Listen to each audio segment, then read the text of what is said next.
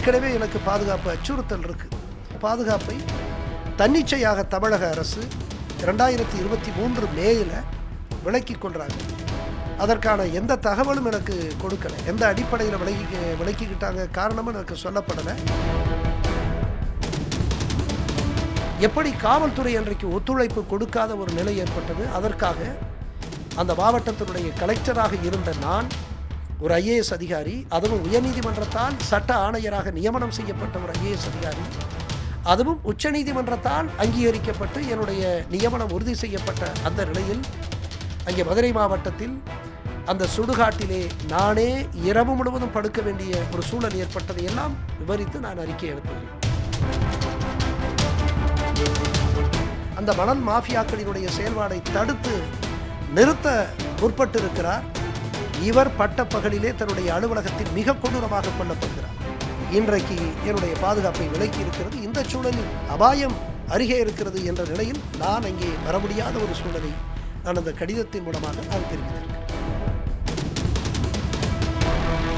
படித்த இந்த சிவில் சமூகம் வெட்கத்தால் தலைகுனிய வேண்டிய அவலமான படுகொலை இது. இந்த அரசாங்கம் அதை தடுத்திருக்க வேண்டாமா? உளவுத்துறைக்கு தெரியாதா? ஏன் தடுக்கவில்லை? முதல்வருடைய பாதுகாப்பு பணியிலே இருந்திருக்கிறேன். நான் ஒரு காவல்துறை அலுவலராக இருந்திருக்கிறேன். என்னை கொல்ல பார்க்கிறார்கள் என்று வீடியோ மூலம் தகவல் தெரிவிக்கிறார். என்றைக்கும் இது அபாயகரமான பணி, இதில் அபாயம் அடங்கியிருக்கிறது என்று தெரிந்துதான் நான் என் கடமையை ஆற்றினேன். அப்பொழுதுமே தெரியும். நாமக்கல், மதுரை உள்ளிட்ட மாவட்டங்களுக்கு ஆட்சியராகவும் அதேபோல தமிழக அரசின் பல்வேறு துறைகளில் உயர் பொறுப்புகளில் பணியாற்றியவர் திரு ஐஏஎஸ் சகாயம் ஐஏஎஸ். அவர் பணி ஓய்வு பெறுவதற்கு முன்பாகவே விருப்ப ஓய்வு கொடுத்தவர். இவர் இந்தியாவே திரும்ப பார்க்கக்கூடிய வகையில் கனிம வள கொள்ளையை முதலில் தமிழகத்தில் ஏற்பட்டதை வெளிக்கொண்டவர். குறிப்பாக கிரானைட் முறைகேடில் 1 லட்சம் கோடி ரூபாய் வரை முறைகேடு நடப்பதாக இந்தியாவை திரும்பி பார்க்கும் வகையில் அறிக்கையை தாக்கல் செய்தார். கிட்டத்தட்ட ஒரு 600 பக்க அறிக்கையை சிறப்பு நீதிமன்றத்தில் தாக்கல் செய்தவர். இவர் மீண்டும் தனக்கு கொடுக்கப்பட்ட அந்த பாதுகாப்பு வாபஸ் பெறப்பட்டுள்ளதாகவே அவர் தற்பொழுது கடிதம் எழுதியுள்ளார். அது குறித்து விரிவாக அவரிடம் நேரடியாக பேசுவோம். சார் வணக்கம் சார். இப்போ நம்ம உங்களுக்கு கொடுக்கப்பட்ட அந்த பாதுகாப்பு ஏன் வாபஸ் வாங்கினாங்க? சிறப்பு நீதிமன்றத்தில் மதுரையில் இந்த வழக்கு நிலுவையில் இருக்குது. மார்ச் 26ஆம் தேதி உங்களுக்கு கொடுக்கப்பட்ட சம்மனுக்கு நேரடியாக ஆஜராகிறதுக்கான காரணம் என்ன சார்? இப்போ நம்ம ஏற்கனவே இது குறித்து நான் ஊடகங்கள்கிட்ட சொல்லிட்டு வர்றேன். அதே கருத்து தான் சொல்கிறேன். மீண்டும் அதே கருத்து சொல்ல வேண்டிய ஒரு நிலை இருக்குது. நம்ம 2012 நான் மதுரை மாவட்டத்தினுடைய கலெக்டர். அப்போ எனக்கிட்ட வந்த புகாரினுடைய அடிப்படையில் நான் கிரானைட் சுரங்கங்களில் பெரிய அளவுக்கு முறைகேடுகள் நடக்குது, அரசுக்கு பெரிய இழப்பு அப்படிங்கிற அந்த அடிப்படையில் 16,000 கோடி அரசுக்கு இழப்பு இருக்கிறது. இது குறித்து விரிவாக விசாரணை நடத்த வேண்டும். ஆட்கள் தேவை, இயந்திரங்கள் தேவை, நவீன கருவிகளை கொண்டு சர்வே செய்ய வேண்டும். இப்படியாக நான் ஒரு அறிக்கையை அனுப்புகிறேன். அதுக்கு அந்த பின்புலத்தில் நான் மாற்றப்படுறேன். இப்போ வந்திருக்கக்கூடிய இந்த மதுரை மாவட்டத்தினுடைய கனிம வளங்கள் தொடர்பான குற்றங்களுக்கான சிறப்பு நீதிமன்ற அழைப்பாணை சம்மன் அது தொடர்பானது. அந்த 2012 நான் கொடுத்த அந்த அறிக்கை தொடர்பானது. இப்போ நான் அந்த அழைப்பாணைக்கு பதில் என்ன சொல்லியிருக்கிறேன்னா, அங்கே ஸ்பெஷல் பப்ளிக் ப்ராசிக்யூட்டர் அவருக்கு நான் ஒரு கடிதம் எழுதியிருக்கிறேன். நான் இந்த பாதுகாப்பு காரணங்களுக்காக நான் அங்கே நேரடியாக சாட்சி சொல்ல முடியாத நிலையில் இருக்கிறேன், என்னால் வர இயலாது என்று நான் சொல்லியிருக்கிறேன். இதற்கு காரணம் என்னென்னா, ஏற்கனவே எனக்கு பாதுகாப்பு அச்சுறுத்தல் இருக்குது. அந்த அடிப்படையில் தான் உயர்நீதிமன்றமே எனக்கு பாதுகாப்பு வழங்க உத்தரவிட்டு இந்த ஆயுதம் தரித்த ஒரு நபர் பாதுகாப்பு எனக்கு வழங்கப்பட்டிருந்தது. அந்த பாதுகாப்பை தன்னிச்சையாக தமிழக அரசு 2023 மேயில் விலக்கிக் கொள்கிறாங்க. அதற்கான எந்த தகவலும் எனக்கு கொடுக்கலை. எந்த அடிப்படையில் விலக்கிக்கிட்டாங்க காரணமும் எனக்கு சொல்லப்படலை. இந்த சூழலில் நான் அன்றைக்கு தலைமைச் செயலர், அன்றைக்கு காவல்துறை தலைவர் டிஜிபி இவர்களுக்கு நான் கடிதம் எழுதுகிறேன். அவர்கள் 2-3 மாதங்கள் எந்த பதிலும் போடலை. நான் தொடர்ந்து கடிதம் எழுத அந்த சூழலில் அவங்க டிஜிபிக்கிட்டேருந்து ஒரு கடிதம் வந்திருக்கு. நாங்கள் செக்யூரிட்டி ரிவ்யூ கமிட்டியில் இதை வச்சோம், உங்களுக்கு பாதுகாப்பு பிரச்சனை எதுவும் இல்லை என்று முடிவுக்கு வந்தோம்னு சொல்கிறாங்க. இந்த காவல் அலுவலர்கள் எப்படி அந்த முடிவுக்கு வந்தார்கள் என்ற அடிப்படையை அவர்கள் குறிப்பிடவில்லை. நான் ஒரு இந்த நாட்டினுடைய மிகப்பெரிய கிரானைட் ஊழலை வெளிக்கொண்டு வந்திருக்கிறேன். வரலாறு காணாத அளவிற்கு 1,10,000 11,000 கோடி என்கின்ற அளவிற்கான அந்த இழப்பு அபராதத்தை அரசே வசூலிக்கலாம் என்கின்ற அந்த கருத்தை சொல்லியிருக்கிறேன். எப்படி இந்த தேசத்தினுடைய முதுகெலும்பாக விளங்கக்கூடிய விவசாயிகள், இந்த தேசம் கிராமங்களில் வாழ்கிறது என்று சொல்கிறார்கள். அந்த அந்த கட்டமைப்பு, ஊரக கட்டமைப்பு, அந்த விவசாய உழவர் கட்டமைப்பு எப்படி நிர்மூலமாக்கப்பட்டிருக்கிறது என்பதை விவரிக்கிறேன். எப்படி தமிழர்களுடைய வரலாற்று தடங்கள், வரலாற்று சொத்துக்கள், வரலாற்று பொக்கிசங்கள் அங்கே தகர்த்தெறியப்பட்டிருக்கின்றன என்பதையெல்லாம் அங்கே நான் விளக்கி சொல்லுகிறேன். அங்கே நரபலி எப்படி செய்யப்பட்டிருக்கிறது, நரபலி செய்யப்பட்டு அங்கே கொல்லப்பட்டவர்களினுடைய உடல் புதைக்கப்பட்ட இடத்திலே அதை தோண்ட வேண்டும் என்கின்ற நிலைக்கு நான் அங்கே சென்ற பொழுது எப்படி காவல்துறை அன்றைக்கு ஒத்துழைப்பு கொடுக்காத ஒரு நிலை ஏற்பட்டது. அதற்காக அந்த மாவட்டத்தினுடைய கலெக்டராக இருந்த நான், ஒரு ஐஏஎஸ் அதிகாரி, அதுவும் உயர்நீதிமன்றத்தால் சட்ட ஆணையராக நியமனம் செய்யப்பட்ட ஒரு ஐஏஎஸ் அதிகாரி, அதுவும் உச்சநீதிமன்றத்தால் அங்கீகரிக்கப்பட்டு என்னுடைய நியமனம் உறுதி செய்யப்பட்ட அந்த நிலையில் அங்கே மதுரை மாவட்டத்தில் அந்த சுடுகாட்டிலே நானே இரவு முழுவதும் படுக்க வேண்டிய ஒரு சூழல் ஏற்பட்டதை எல்லாம் விவரித்து நான் அறிக்கை எழுப்புகிறேன். இந்த சூழலிலே இப்படிப்பட்ட அபாயங்களை எல்லாம் தாண்டி நான் அறிக்கை அனுப்புகிற பொழுது இதற்கு இந்த ஒரு மிக மோசமான குற்றங்களை சமூகத்திற்கு, கிராமங்களுக்கு, விவசாயிகளுக்கு எதிராக, சமூகத்திற்கு எதிராக, நாட்டிற்கு எதிராக குற்றங்களை நிகழ்த்தியவர்கள் நிச்சயமாக அதை வெளிக்கொண்டு வருகிற பொழுது நிச்சயமாக எனக்கு எதிராக ஒரு பகைமை உணர்வை கொண்டிருப்பார்கள் என்பது எல்லோரும் அறிந்த ஒன்று. அபாயம் இருக்கிறது. இந்த சூழலில் தமிழக அரசு இந்த கிரானைட் முறைகேட்டாளர்களுக்கு ஆதரவாகவும் அன்றைக்கு 2023 ஏப்ரல் மாத இறுதியிலே தூத்துக்குடி மாவட்டத்தில் முரப்பநாடு என்று நான் கருதுகிறேன் ஒரு கிராமத்தினுடைய கிராம நிர்வாக அலுவலர் ஊர்து பிரான்சிஸ் எல்லோரும் தன்னலமாக ஓடிக்கொண்டிருக்கிற பொழுது இந்த மனிதர் அர்ப்பணிப்போடு, ஈடுபாட்டோடு, நேர்மையோடு பணியாற்றி அந்த மணல் மாஃபியாக்களினுடைய செயல்பாடை தடுத்து நிறுத்த முற்பட்டிருக்கிறார். இவர் பட்டப்பகலிலே தன்னுடைய அலுவலகத்தில் மிக கொடூரமாக கொல்லப்படுகிறார். மனசாட்சி உள்ள எந்த குடிமகனையும், எந்த தமிழனையும் அது உலுக்க வேண்டும். அப்படிப்பட்ட நிலையில் நானும் அங்கே இதை கண்டித்து என்னை பேட்டி காண வந்த அந்த ஊடகத்தினரிடத்தில் இதை கடுமையாக கண்டிக்கிறேன். இந்த கண்டிப்பை பொறுத்து கொள்ள முடியாத சில காவல்துறை அலுவலர்கள், தமிழக அரசு இன்றைக்கு என்னுடைய பாதுகாப்பை விலக்கி இருக்கிறது. இந்த சூழலில் அபாயம் அருகே இருக்கிறது என்ற நிலையில் நான் அங்கே வர முடியாத ஒரு சூழலை நான் அந்த கடிதத்தின் மூலமாக நான் தெரிவித்திருக்கிறேன். ஏற்கனவே இதே உங்கள் புதுக்கோட்டை மாவட்டத்திலே ஜவஹர் அலி, அதே போல் நெல்லை மாவட்டத்தில் ஜாகிர் ஹுசைன்லாம் இது மாதிரி குரல் கொடுத்த குவாரி வக்பு வாரியத்துக்கு குரல் கொடுத்தவங்கலாம் உயிரிழக்கக்கூடிய சூழலில் இப்போ நீங்கள் பாதுகாப்பு இல்லாமல் போகிறது எந்த அளவுக்கு அச்சுறுத்தலாக இருக்குன்னு நினைக்கிறீங்க? அதைத்தான் நான் சொல்லியிருக்கேன். அதைத்தான் என்னுடைய கடிதத்திலே நான் மிக தெளிவாக குறிப்பிட்டிருக்கிறேன். புதுக்கோட்டை மாவட்டம் அது என்னுடைய மாவட்டம். என்னுடைய மாவட்டத்திலும் இது போன்ற இந்த கனிம வள சுரண்டல்கள் பெரிய அளவுக்கு நடக்கிறது. என்னுடைய கிராமத்திலேயே முன்னாள் அமைச்சர் விஜயபாஸ்கருடைய ஆட்கள் சட்டத்திற்கு புறம்பாக என்னுடைய கிராமத்திலே இது போன்ற கனிம வள சுரண்டலில் பெருமளவுக்கு ஈடுபடுகிறார்கள். நான் எப்போதாவது என்னுடைய கிராமத்திற்கு போகிற பொழுது என்னுடைய மக்கள் நொந்து போய் சொல்லுவார்கள், அங்கே சட்டத்திற்கு புறம்பாக அவர்கள் செயல்படுகிறார்கள், குளத்தினுடைய கால்வாய்களை எல்லாம் தகர்த்து எரிகிறார்கள், எப்பொழுதெல்லாம் வெடி வைக்கிறார்களோ அப்பொழுதெல்லாம் பெரிய அதிர்வு ஏற்படுகிறது, வீடுகளிலே வெடிப்பு ஏற்படுகிறது, விரிசல் ஏற்படுகிறது என்று சொல்லுகிறார்கள். இப்படிப்பட்ட இந்த கனிமவள, இந்த திருட்டு, இந்த சுரண்டல் சட்டத்திற்கு புறம்பாக பல இடங்களில் நடக்கிறது என்று புதுக்கோட்டை மாவட்டத்தில் நான் அறிகிறேன். இந்த நிலையில்தான் நாம் எல்லோரும் சுயநலமாக ஓடிக்கொண்டிருக்கிற பொழுது ஒரு மனிதன் தன்னலத்தை மறந்து இந்த மண்ணை, தன் கிராமத்தை நேசித்த மனிதன்தான், ஒப்பற்ற மனிதன்தான் இந்த ஜவஹர் அலி.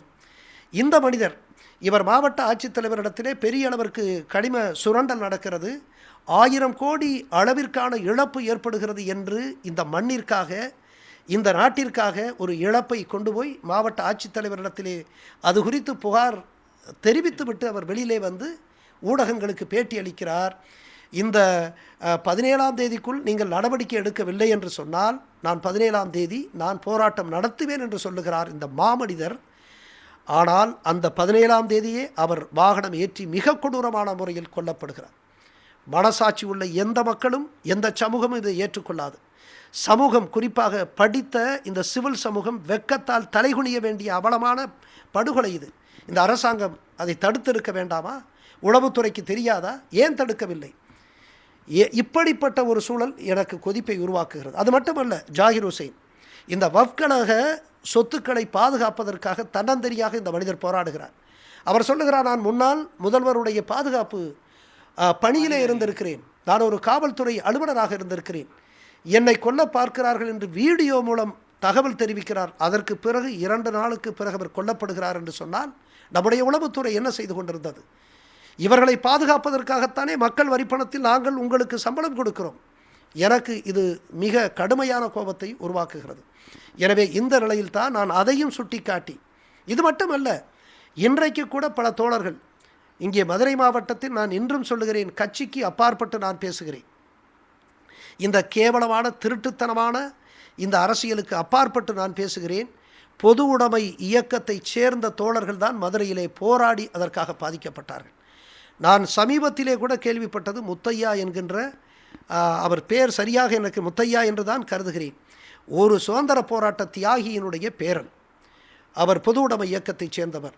அவர் கூட இதற்கு எதிராக போராடி கொண்டிருக்கின்ற நேரத்தில் அவர் மீதே வாகனம் ஏற்றி குழம்பி நடந்து இன்றைக்கு அவர் படுத்த படுக்கையாக கிடக்கிறார் என்று நான் எண்ணுகிறேன்.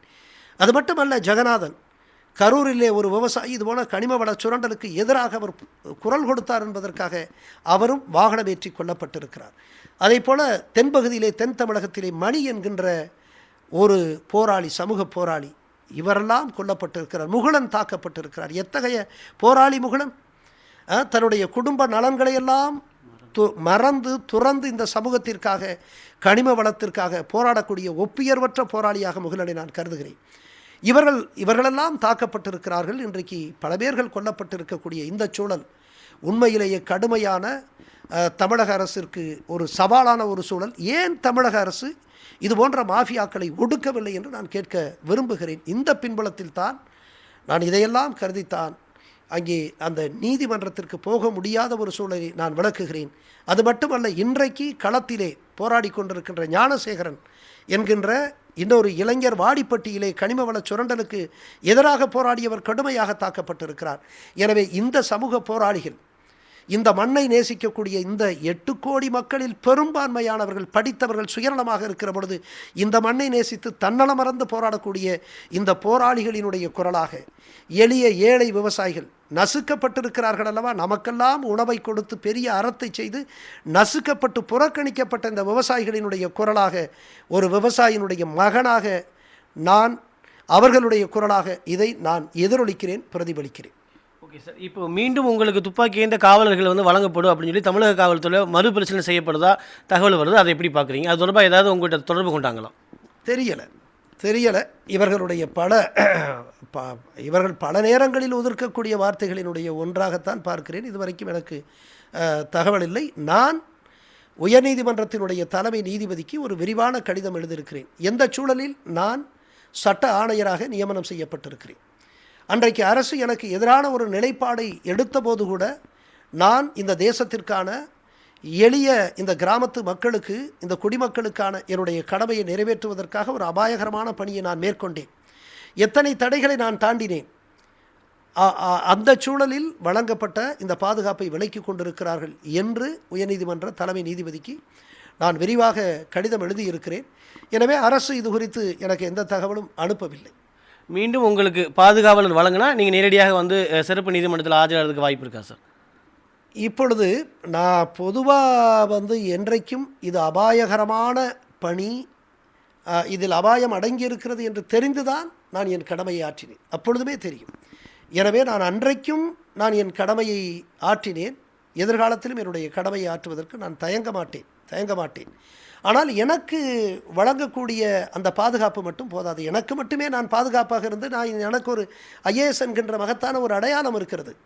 நான் தாக்கப்பட்டால் கூட ஒரு செய்தியாகும், நான் கொல்லப்பட்டாலும் அது ஒரு செய்தியாகும். ஆனால் எங்கோ கொல்லப்படுகிறார்கள் எம்முடைய விவசாய தோழர்கள், எங்கோ கொல்லப்படுகிறார்கள் சமூக போராளிகள், இந்த மண்ணை நேர்மையாக நேசித்தவர்கள். அவர்களுடைய செய்தி வெளியே வரலை. அவர்கள் படுகின்ற காயம், அவர்களுக்கு ஏற்படுகின்ற பாதகம், அதையும் தடுத்து நிறுத்தக்கூடிய அளவிற்கு தமிழக அரசு தன்னுடைய நிலைப்பாட்டை இதை தெளிவாக விளக்க வேண்டும் என்று, அவர்களுக்கு என்ன பாதுகாப்பை நீங்கள் வழங்கப் போகிறீர்கள் என்ற அந்த நிலையை நீங்கள் தெளிவாக்குகின்ற வரைக்கும் நான் இப்படித்தான் என்னுடைய நிலைப்பாடுகளை நான் எடுக்க விரும்புகிறேன். வழக்கமாக ஐஏஎஸ் அதிகாரிகளுக்கு ஏதாவது ஒரு தீங்கு ஏற்பட உடனடியாக ஐஏஎஸ் சங்கம் தரப்பில் வந்து கோரிக்கை வரும், ஒரு கடிதம் வரும். அது மாதிரி உங்களுக்கு ஏதாவது, உங்களுக்கு ஐஏஎஸ் அமைப்பிலேருந்து உங்களுக்கு ஏதாவது ஆதரவு இருக்கா சார்?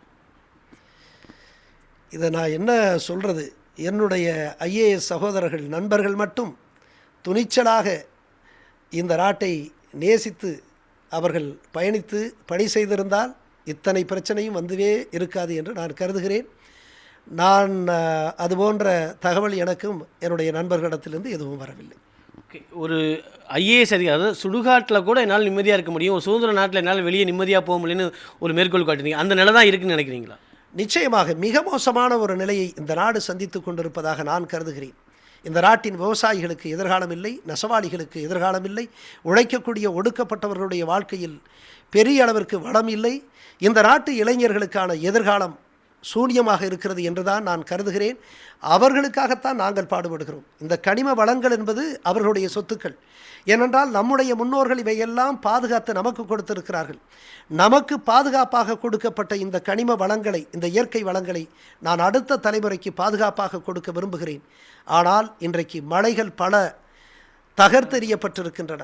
நம்முடைய ஆறுகளில் இருக்கக்கூடிய மணல் சுரண்டப்பட்டு இன்றைக்கு நம்முடைய ஆறுகளெல்லாம் மலடாகி போய்விட்டன. ஆக ஒரு மோசமான ஒரு தமிழ்நாட்டைத்தான் நான் அடுத்த தலைமுறைக்கு கொடுக்கக்கூடிய நிலையில் இருக்கிறேன். எனவே உண்மையிலேயே நான் வருத்தப்படுகிறேன். வேறொன்றும் சொல்ல, நாடு போகின்ற போக்கு சரியாக இல்லை.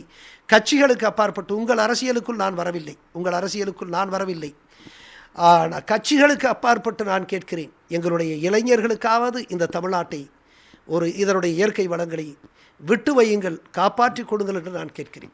சார், ஏற்கனவே நீங்கள் வந்து 2021ஆம் ஆண்டு வந்து நேரடி தேர்தல் அரசியலில் போட்டிட்டீங்க, அரசியல் பேரவைன்னு சொல்லி உருவாக்குனீங்க. இப்போ மீண்டும் நேரடி அரசியலா இல்லை சமூக அரசியலா, எதை நோக்கி பயணிக்க போகிறீங்க சார் வருங்காலத்தில்? நான் ஏற்கனவே சொல்லியிருக்கிறேன், நான் தேர்தல் அரசியலிலே பல நெருடல்கள் இருக்கிறது, பல சமரசங்கள் இருக்கிறது. எனவே தேர்தல் அரசியலை தாண்டி கோட்பாடு அரசியல், இயக்க அரசியல், தமிழர்களுக்காக, தமிழ்நாட்டிற்காக, தமிழ் மக்களுக்காக, மொழிக்காகவான ஒரு அரசியல்.